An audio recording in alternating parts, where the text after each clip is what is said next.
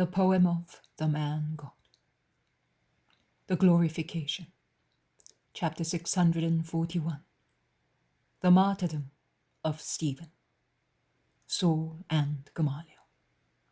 7th of August, 1944. The hall of the Sanhedrin, identical, both with regard to disposition and to people, to what it was in the night between Thursday and Friday during Jesus' trial. The high priest and the others are sitting on their seats.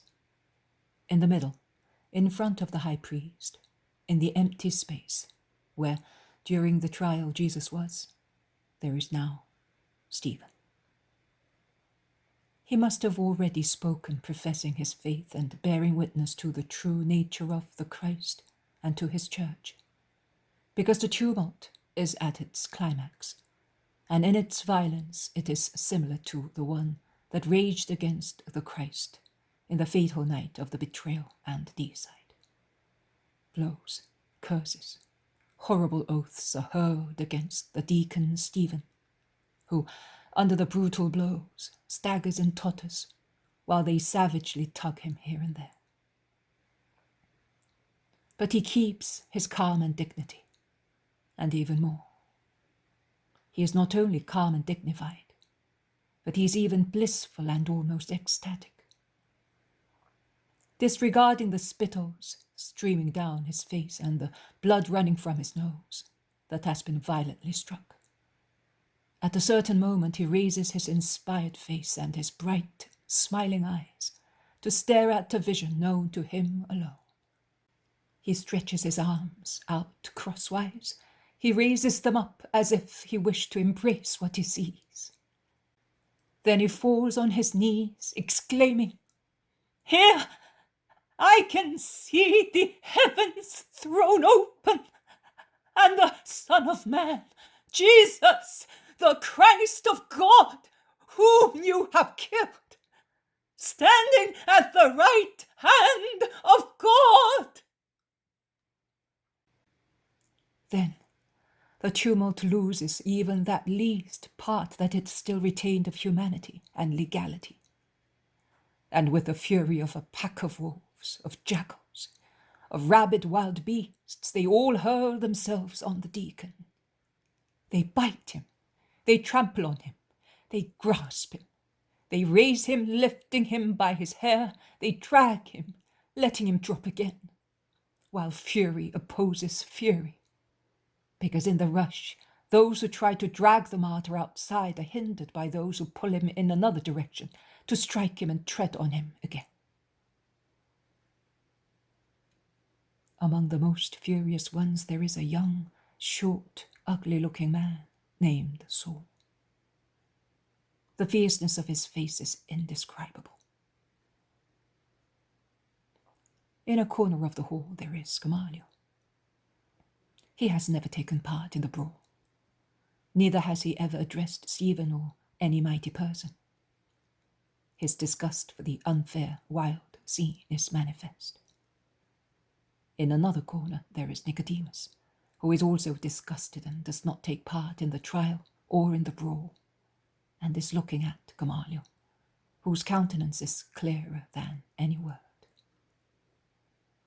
But suddenly, and precisely when he sees Stephen being lifted by his hair for the third time, Gamaliel envelops himself in his very wide mantle, and he goes towards an exit in the opposite direction to that towards which the deacon is being dragged. His action does not pass unnoticed to Saul, who shouts, "Rabbi, are you going away?" Gamaliel does not reply. Saul, fearing that Gamaliel has not understood that the question was made to him, repeats and specifies it.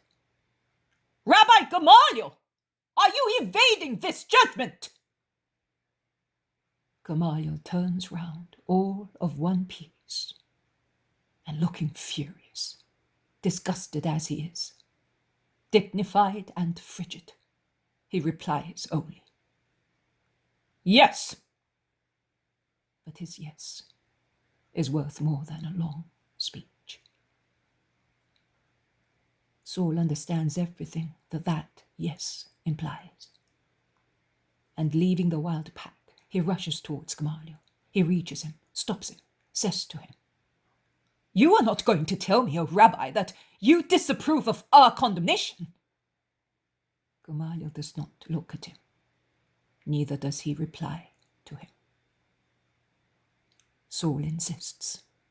"That man is doubly guilty, as he denied the law, following a Samaritan possessed by Beelzebub, and for doing so after being your disciple." Gamaliel continues to look away from him and to be silent.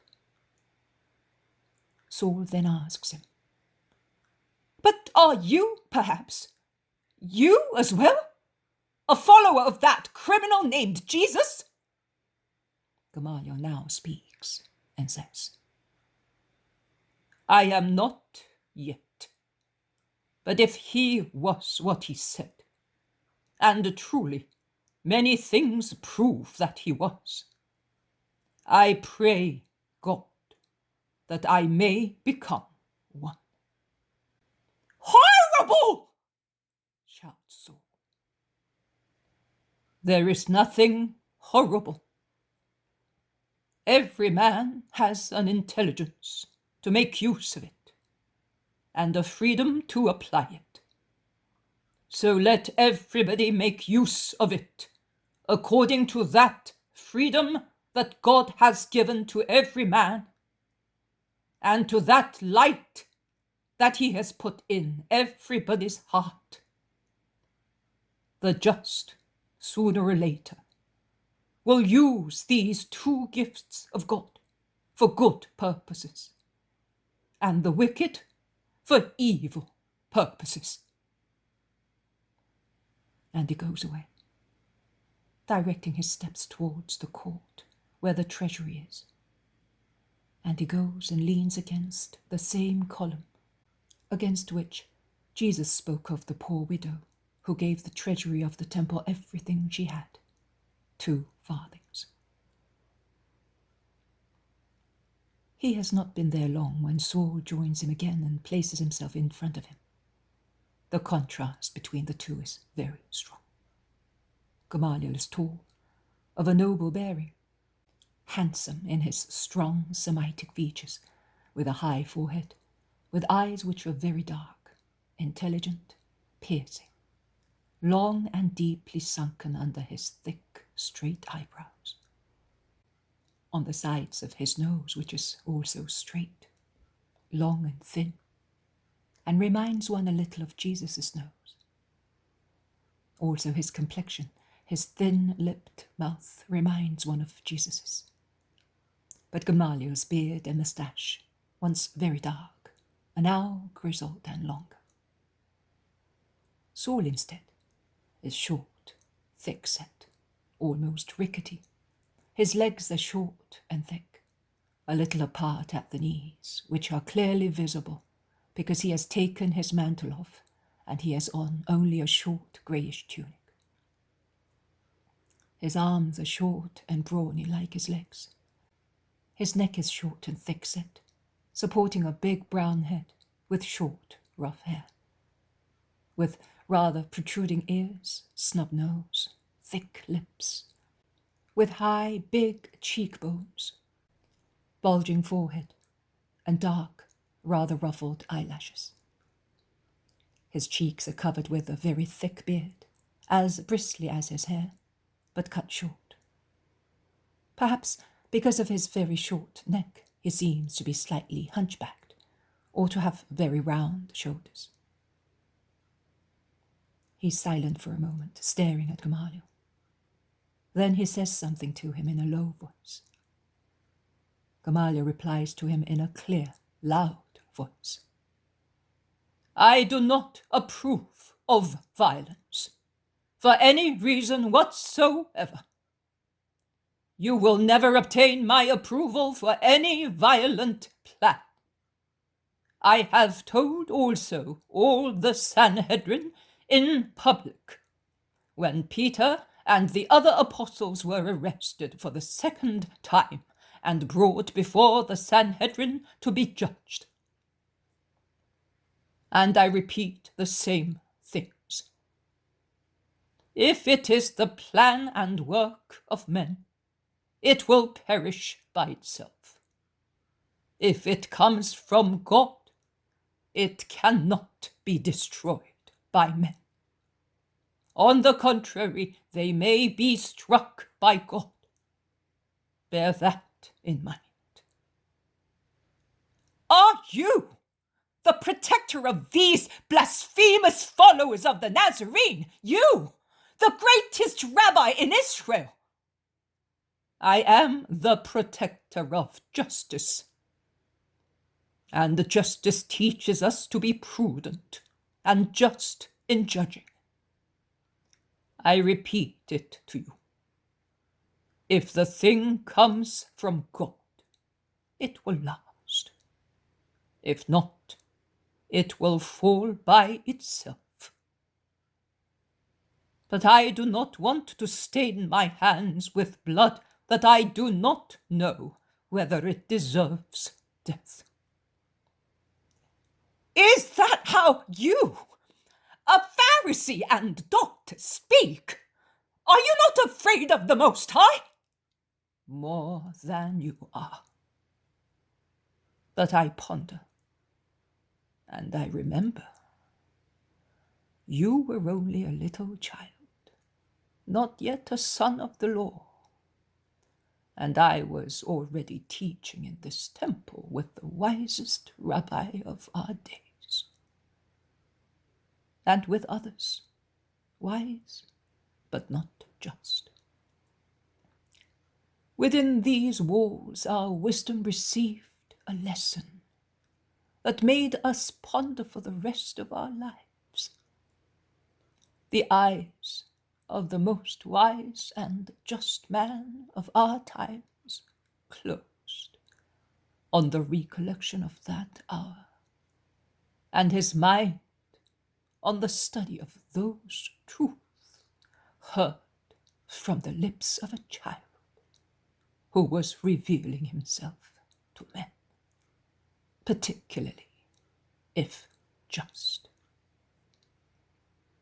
My eyes have continued to watch, and my mind to think, coordinating events and things. I have had the privilege of hearing the Most High speak through the mouth of a child, who later was a man, just, wise, mighty, holy, and who was put to death just because of these qualities of his. His words of that time have afterwards been confirmed by events that happened many years later. At the time mentioned by Daniel. Poor me, as I did not understand sooner. As I awaited the last terrible sign to believe, to understand.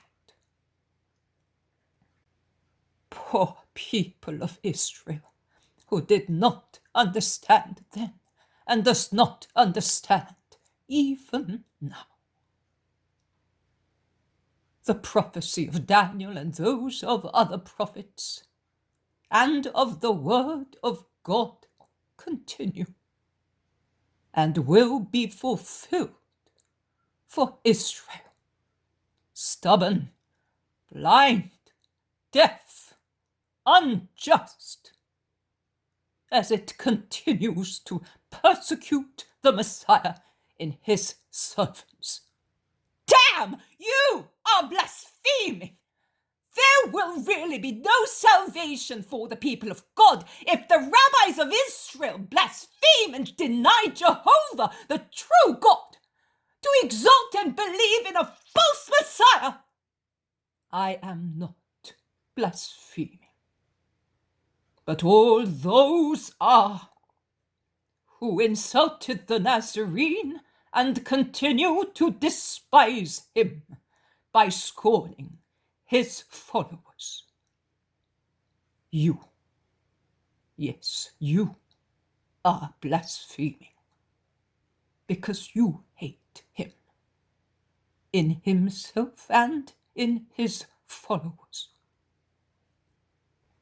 But you were right when you said that there is no more salvation for Israel, not because there are Israelites who have passed into his flock, but because Israel has struck him to death. You fill me with horror. You have betrayed the law, the temple. Denounce me, then, to the Sanhedrin, that I may share the lot of him who is about to be stoned. It will be the beginning and the happy conclusion of your mission.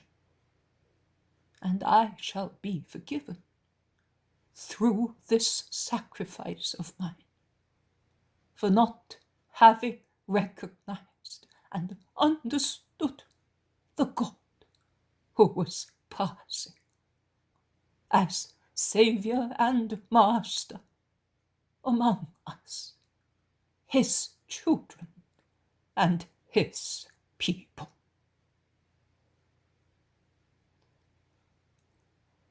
Saul, with an angry gesture, goes away rudely to the court facing the hall of the Sanhedrin, the court in which the crowd is still shouting in exasperation against Stephen.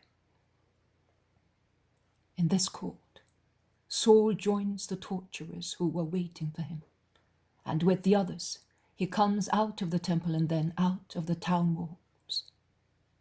Abuse, jeers, continue to be shouted at, and blows to be dealt to the deacon, who, already tired out and wounded, proceeds staggering towards the place of the execution.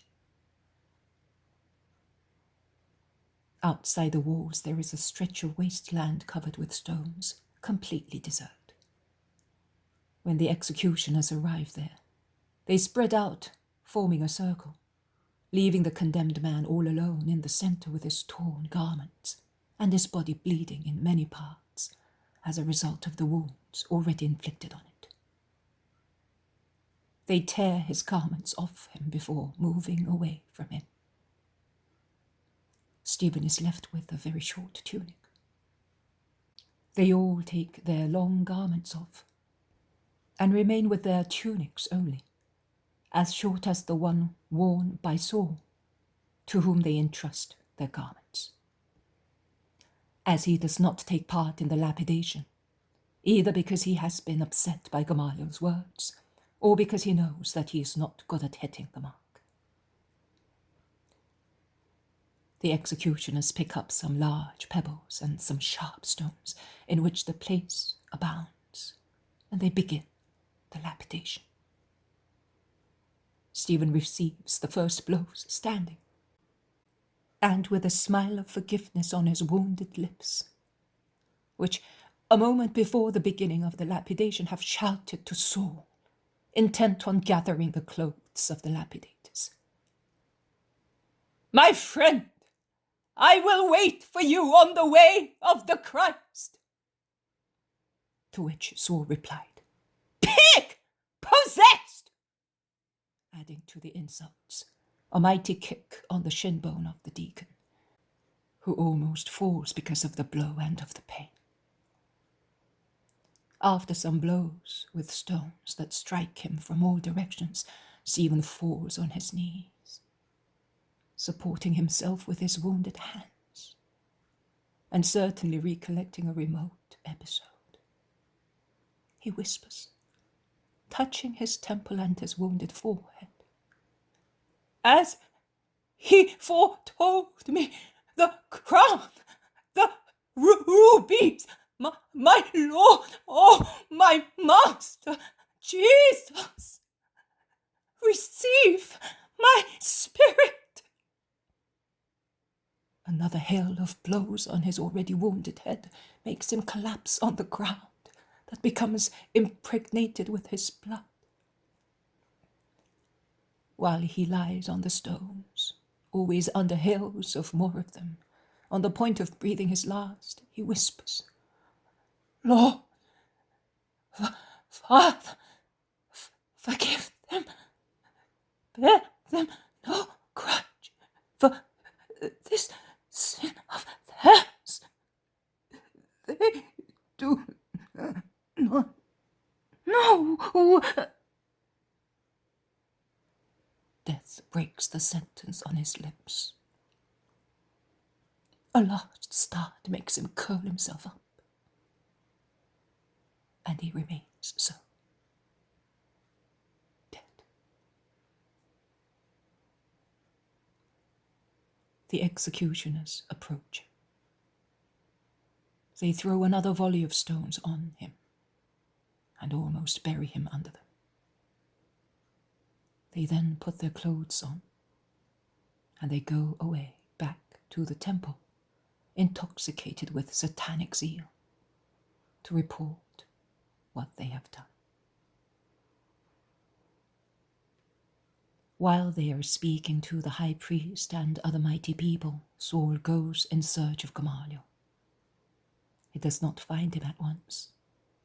Inflamed with hatred against the Christians, he goes back to the priests. He speaks to them. He convinces them to give him a parchment with the seal of the temple, authorizing him to persecute the Christians. The blood of Stephen must have made him as furious as a bull that sees red, or a generous wine given to an alcoholic. He is about to come out of the temple when he sees Gamaliel under the porch of the Gentiles. He goes to him. Perhaps he wants to begin a dispute or a justification. But Gamaliel goes across the court. He enters a hall and closes the door in the face of Saul, who, offended and furious, runs out of the temple to persecute the Christians. Jesus says, I have shown myself many times and to many people, also in extraordinary manifestations. But my manifestation did not produce the same effect in everybody. We can see how to each manifestation of mine corresponds a sanctification of those who possessed the goodwill required of men to have peace, life, justice. So grace worked in the shepherds for the 30 years of my concealed life. Then it flowered, yielding a holy ear of corn, when it was the time in which the good parted from the wicked to follow the Son of God, who was passing along the ways of the world, uttering his cry of love to assemble the sheep of the eternal flock, scattered and dispersed by Satan. Present among the crowds that followed me, they were my messengers, because with their simple and convincing reports, they proclaimed the Christ, saying, it is he, we recognize him. The lullabies of the angels descended upon his first wailing, and we were told by the angels that men of goodwill will have peace. Goodwill is the desire of good and truth. Let us follow him. Follow him. We shall all have the peace promised by the Lord. Humble, ignorant, poor, my first messengers among men, rushed like sentries along the road of the King of Israel, of the King of the world. Faithful eyes, honest mouths, loving hearts, thoroughballs, exhaling the perfume of their virtues to make less corrupt the air of the earth around my divine person, that had become incarnate for them and for all men. And I found them even at the foot of the cross, after blessing them with my eyes, along the sanguinary road of Golgotha, the only ones, with very few more, who did not curse me among the unrestrained crowd, but who loved, believed, still hoped, and looked at me with compassionate eyes, thinking of the remote night of my birth, and weeping on the innocent, who slept his first sleep on an uncomfortable piece of wood, and his last one on an even more painful one. That, because my manifestation to them who were righteous souls had sanctified them. And the same happened to the 3 wise men from the east, to Simeon and Anne in the temple, to Andrew and John at the Jordan, and to Peter, James and John at Tabor, to Mary of Magdala at dawn on Easter Sunday, to the 11 when on the Mount of Olives, and even before that, at Bethany, they were forgiven their bewilderment. No, John, the pure apostle, did not need to be forgiven. He was the faithful, ever-loving hero.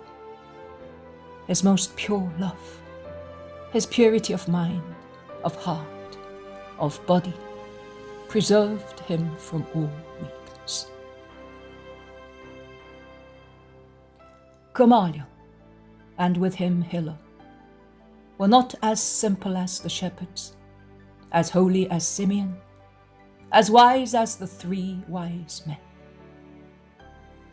In him and in his master and relative, there was the tangle of Pharisaic lianas to suffocate the light and the free expansion of the tree of faith. But in their being Pharisaic, there was purity of intentions. They thought they were in the right, and they wished to be so. They wished it by instinct, because they were just, and by intellect, because their spirits shouted out of discontent, "There are too many ashes mixed with this bread. Give us the bread of the real truth." Gamaliel, however, was not so strong as to have the courage to break these Pharisaic lianas. His humanity enslaved him still too much, and with it, the considerations of human esteem, of personal danger, of family welfare. Because of all these things, Gamaliel had not been able to understand the God that was passing among his people, or to use that intelligence and that freedom that God has given every man, so that he may use them for his own good. Only the sign awaited for so many years, the sign that had demolished and tortured him with never-ending remorse, would provoke in him the recognition of the Christ and the change of his ancient thoughts, whereby, from the rabbi of error, as the scribes, Pharisees, and the doctors had corrupted the essence and the spirit of the law, suffocating the simple, bright truth that had come from God under a large quantity of human precepts, which were often wrong, but always to their advantage. He would become a disciple of the divine truth, after a long struggle between his ancient ego and his present ego. In any case, he had not been the only one to be uncertain in deciding and strong in acting. Also Joseph of Arimathea and even more Nicodemus did not trample on the Judaic customs and lianas at once, and embraced the new doctrine openly, so much so that they used to come to the Christ secretly, out of fear of the Judeans, or they used to meet with him by chance, and mainly in their country houses, or in Lazarus' house at Bethany, as they knew that it was safer and more feared by Christ's enemies, who were well aware of the protection of Rome for Theophilus' son. However, they were certainly always much more advanced in good and braver when compared to Gamaliel, to the extent that they dared to take the compassionate action on Good Friday. Rabbi Gamaliel was less advanced, but you who are reading, pay attention to the power of his upright intention. Through it, his very human justice becomes tinged with a superhuman hue. Saul's, instead, gets soiled with something demoniac, when the unchecked fury of evil compels him and his master Gamaliel to face the alternative choice between good and evil, justice and injustice. The tree of good and evil stands straight in front of every man to present its fruits of evil to him, in the most alluring and attractive appearance, while among the foliage, in a deceitful voice of a nightingale, the tempting serpent hisses.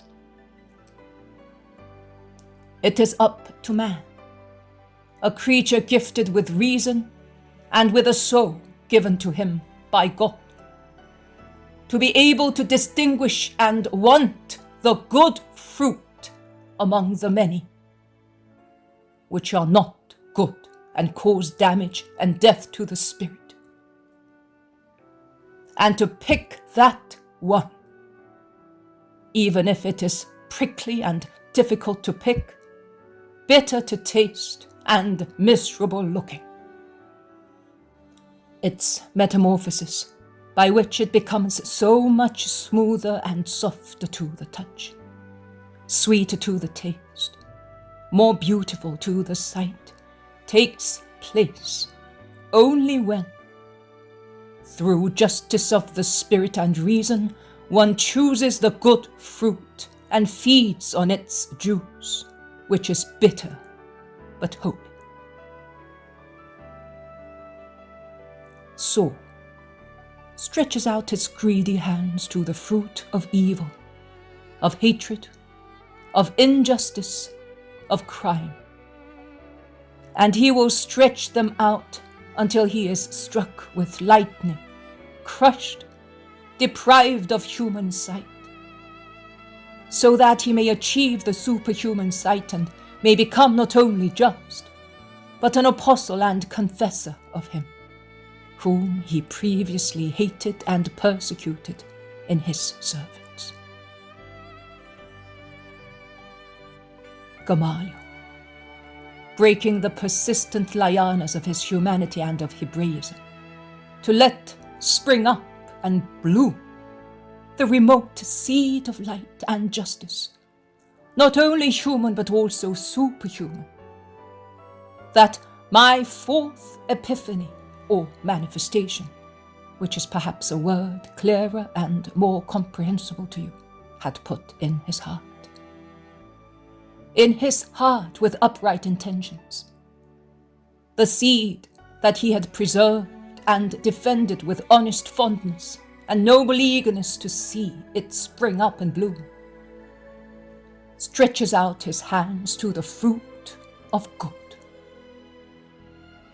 His will and my blood broke the hard husk of that remote seed, that he had preserved in his heart for dozens of years, in that heart of rock that split with the veil of the temple and the earth of Jerusalem, and shouted its supreme desire to me, who could no longer hear him with human hearing, but I could hear him well with my divine spirit, when he was there, prostrated on the ground, at the foot of the cross. And under the sunny fire of the apostolic words, and of the best disciples, and the shower of the blood of Stephen, the first martyr, that seed takes root, becomes a tree, blossoms and yields fruit. The new tree of his Christian faith, which had come up where the tragedy of Good Friday had overthrown, uprooted, and destroyed all the ancient trees and herbs. The plant of his new Christian faith and of his new holiness has come up and grown before my eyes.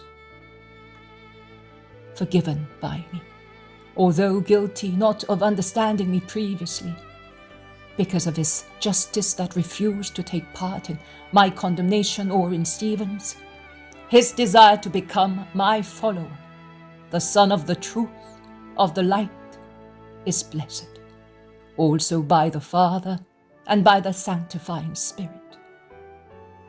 And from desire, it becomes reality, without the need of powerful violent lightning, as was necessary for Saul on the Damascus road, for the arrogant man, who with no other means could have been subdued and led to justice, to charity, to light, to truth, and to the eternal glorious life in heaven.